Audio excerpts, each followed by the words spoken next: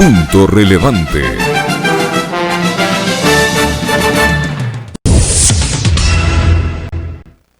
El próximo 11 de abril, los ecuatorianos vamos a elegir al nuevo presidente de Ecuador entre los candidatos que pasan la segunda vuelta. Andrés Arauz de UNES y Guillermo Lasso de la coalición Creo Partido Social Cristiano, quienes participaron ayer domingo 21 de marzo en el debate presidencial obligatorio y que se realizó en la ciudad de Guayaquil.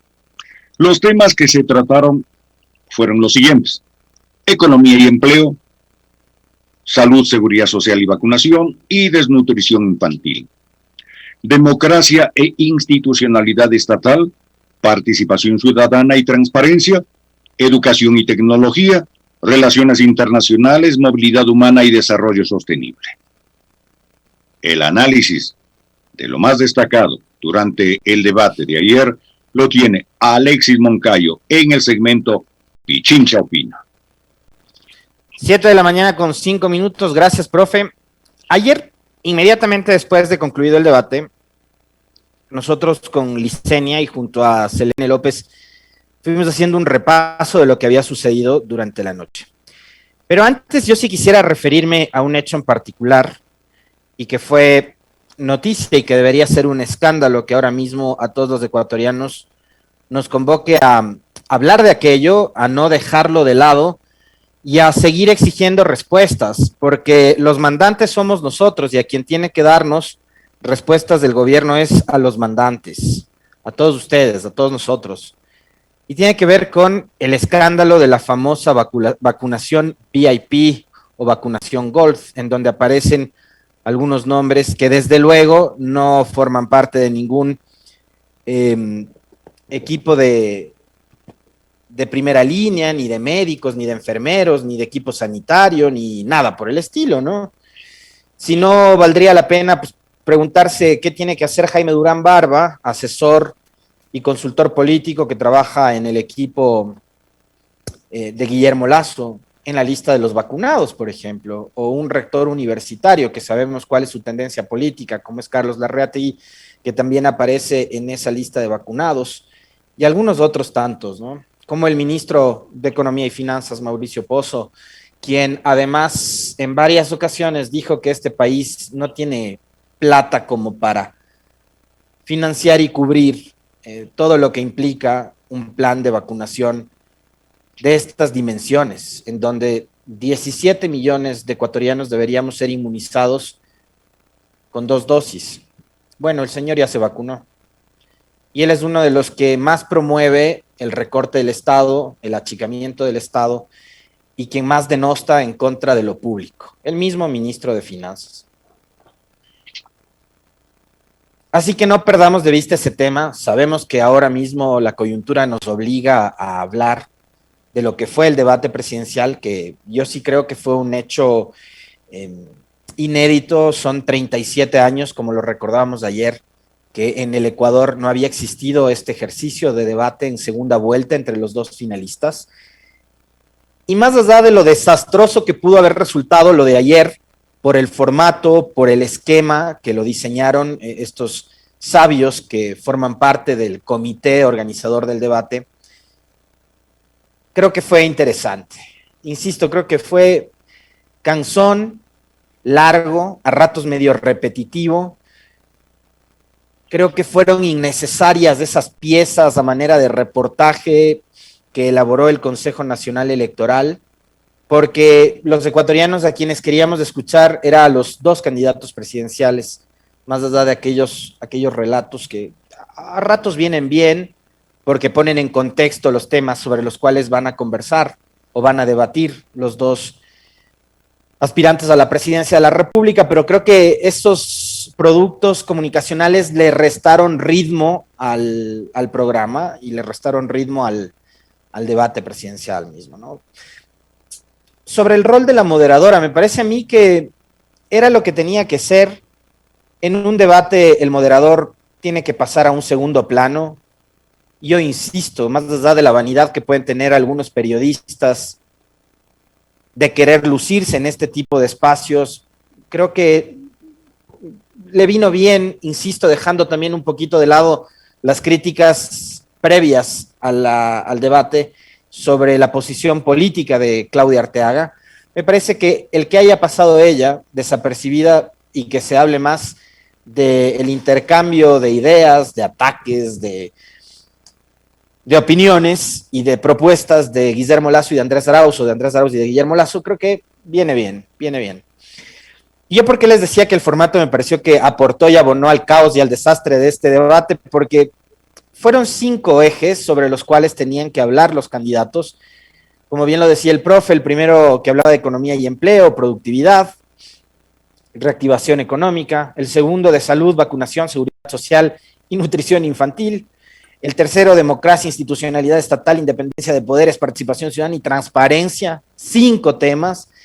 El cuarto, educación, desarrollo humano y tecnología. Y el quinto, relaciones internacionales, movilidad humana y desarrollo sostenible. Entonces, fíjense ustedes que para responder sobre, en el caso del numeral 3, sobre 5 temas, a los 2 candidatos les daban apenas 1 minuto y medio, ¿no? Entonces, en 1 minuto y medio se puede desarrollar las propuestas, los planes, las ideas, los planteamientos que tiene un programa de gobierno sobre democracia, institucionalidad estatal, independencia de poderes, participación ciudadana y transparencia. Yo sinceramente creo que no.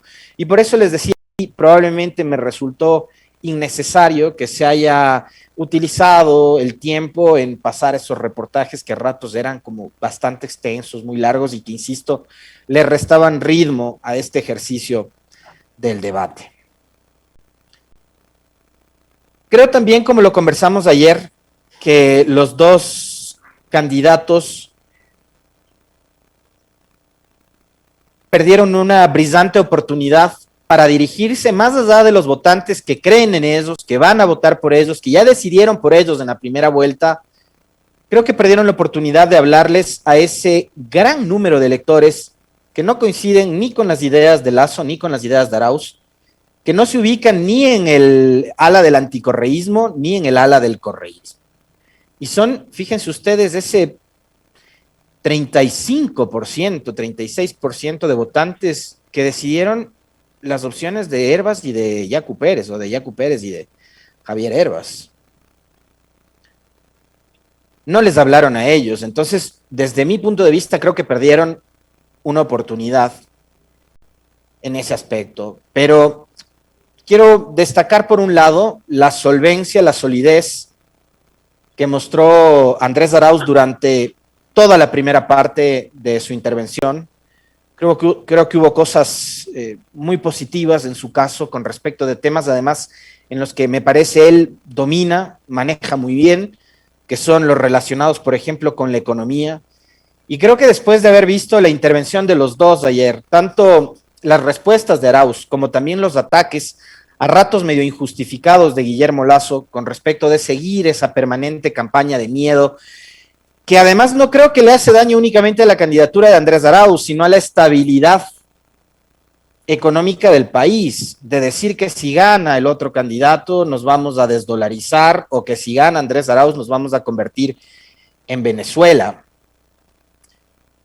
Ahí es cuando yo me pregunto en dónde están, más allá de la campaña sucia, de la descalificación, del descrédito y del ataque, las propuestas para contrarrestar lo que propone el otro candidato.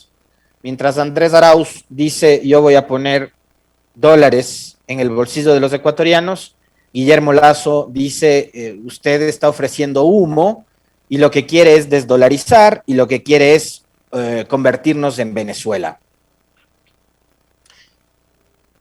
Ese ataque, yo no sé a dónde nos conduce ni qué salida le pretende dar a la sostenibilidad del modelo económico por parte de Guillermo Lasso. Y ahí encuentro una contradicción permanente de Lasso, no solo de ahora, sino desde la primera presentación que tuvo como candidato presidencial en el 2013, y es, como yo, que tengo una buena parte de mi fortuna, y ojo con esto, ojo, mucho ojo con esto que les voy a decir, porque además es algo, insisto, que yo lo vengo repitiendo desde el 2013, hace 8 años atrás, y que además poca gente se la cuestiona a Guillermo Lasso. Como yo, que tengo una buena parte de mi fortuna en Panamá, en un banco como es Banisi, le ofrezco al país llamar y atraer inversión extranjera, si ni siquiera yo tengo toda mi fortuna invertida en este país? ¿Cómo yo, que tengo buena parte de mi fortuna invertida en Panamá, en un paraíso fiscal, quiero gobernar este país diciendo que quiero atraer inversión privada e inversión extranjera? Sí, insisto, tengo una buena parte de mi fortuna fuera del país. Yo ahí encuentro una contradicción enorme de parte de Guillermo Lasso entre lo que dice y en lo que la práctica hace. Y otra cosa adicional, él ayer dijo que dejó atrás, hace algunos años atrás, su rol de banquero. No, porque sus acciones en el Banco de Guayaquil están ahí. Que no sea él el principal rostro, el principal administrador, quien firma en el Banco de Guayaquil, no significa que no sea todavía el propietario del banco, así como, por ejemplo, el banco en Panamá, que tengo entendido administra uno de sus hijos.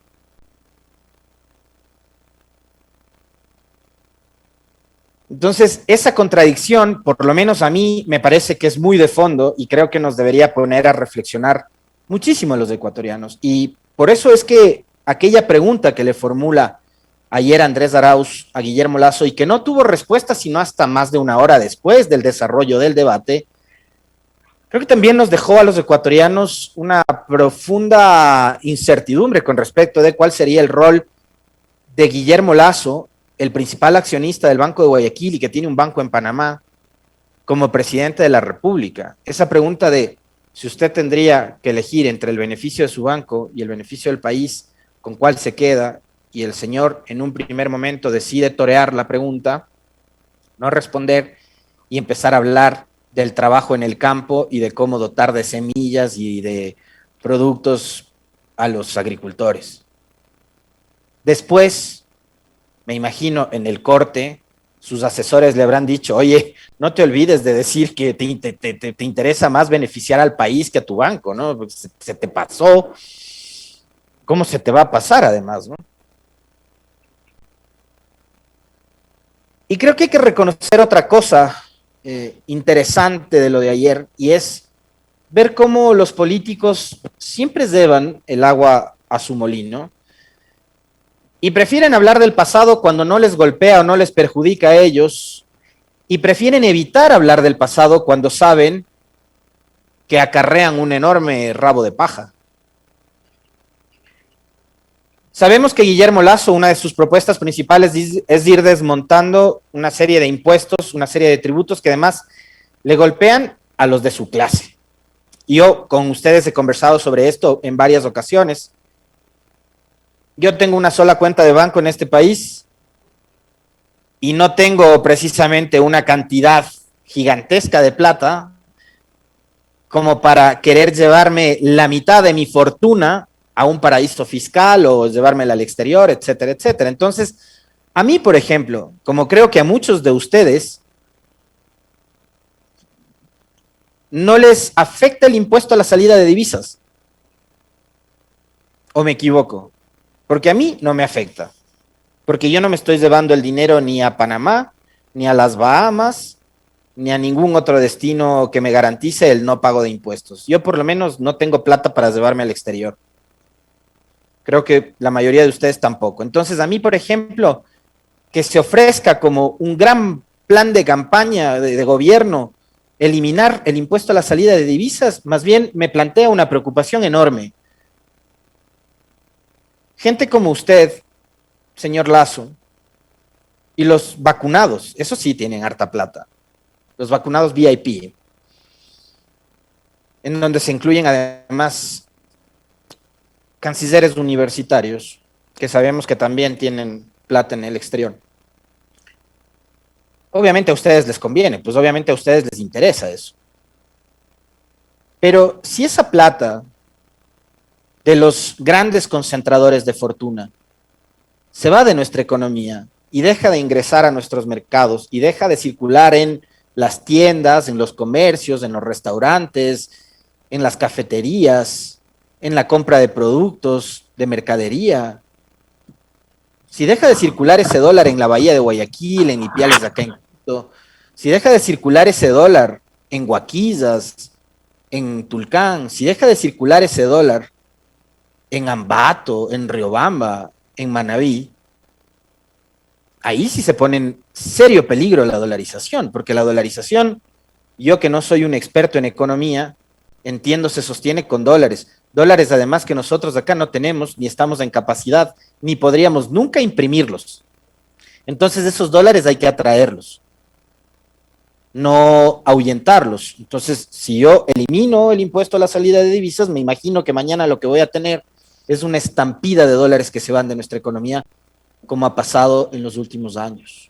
Que como Moreno, además, ha sido muy sumiso a quienes han actuado como sus más leales y fieles aliados, los banqueros con quienes se reunió entre junio y julio del 2017, cuando dijo que a quienes empezaba a odiar era a los votantes de Moreno, empezó a proponer el desmonte, ¿no? De este famoso impuesto a la salida de divisas. Entonces, ¿qué tanto les puede beneficiar a ustedes o a mí que se elimine el impuesto a la salida de divisas? Entonces, Lasso, cuando le plantea a Arauz la duda de, ¿quiere desmontar el impuesto al 2% a los pequeños emprendimientos? Pero si ese impuesto lo aprobaron ustedes, la bancada de Creo y Alianza País, en esta asamblea, y Lasso dice, no me hable del pasado, pero a renglón seguido de Correa en su gobierno, y Correa, y los 14 años, y Correa. Entonces, es beneficioso hablar del pasado cuando a mí me importa y me interesa, pero si me hablas del pasado, y además del pasado más inmediato, que es el de este gobierno, y de las alianzas que pudo haber establecido Guillermo Lasso, que además él las confesó en un espacio de un medio digital, donde dijo que qué bien que el Lenín Moreno ha dado un giro más hacia el plan de gobierno de Creo, y que su puente además para dialogar con el gobierno y con Moreno era María Paula Romo, de quien dijo que sería una excelente contralora, por ejemplo, ¿no? Pero ayer Guillermo Lasso casi que se olvidó de eso. Y Lenín Moreno estuvo presente, no tanto como Correa, porque con Correa, vamos, los medios de comunicación, Guillermo Lasso y los otros 14 candidatos presidenciales de la primera vuelta sueñan. Pero ayer Lenín Moreno también estuvo presente en el debate, y Lenín Moreno es, digamos, en este contexto lo más patético que puede haber, ¿no? Porque cuando Guillermo Lasso le quería endosar la responsabilidad a Andrés Arauz de haber puesto a Moreno en el gobierno, cosa que Arauz la reconoció además, no se hizo el loco, dijo, sí, claro, nosotros propusimos a Moreno, pero ustedes lo compraron. Entonces Arauz, fuchi, ¿no? Fuchi Moreno. Y cuando Arauz le responsabilizó a Lasso de ser aliado de Moreno y de cogobernar, Lasso también, ¿no? Como que le espantaba el pésimo olor que le hace el gobierno de Moreno. Es terrible terminar también así estos 4 años. Como terrible también es que Guillermo Lasso niegue lo que sucedió en octubre y mire para otro costado cuando se le habla del informe elaborado por la Comisión para la Verdad y la Justicia, en donde se mencionan 6 ejecuciones extrajudiciales, 6 asesinatos de Estado perpetrados por la fuerza pública a la que Guillermo Lasso le pedía más mano dura. Tampoco podemos olvidarnos, a propósito de, y miren ustedes que Guillermo Lasso ayer mencionó el reparto de los hospitales. El reparto de los hospitales tiene como la principal implicada a María Paula Romo, principal aliada en el gobierno de Guillermo Lasso. ¿Qué hacemos con eso? Alguien tiene que hacerse responsable de lo que han sido estos últimos 4 años de gobierno. Y sí, el otro día en este espacio también lo mencionábamos. Moreno llegó auspiciado por Alianza País, por el correísmo, pero inmediatamente después hubo un giro inevitable, innegable además. Giro que fue auspiciado por sectores como la banca y los grandes medios de comunicación que se han convertido en los grandes cómplices de Lenín Moreno. Esos grandes medios que hoy, por ejemplo, no quieren decir ni una sola palabra sobre el privilegio en el que se ha convertido este plan de vacunación, en donde se han vacunado únicamente a los amigotes del gobierno del presidente Moreno y algunos amiguitos del candidato presidencial Guillermo Lasso.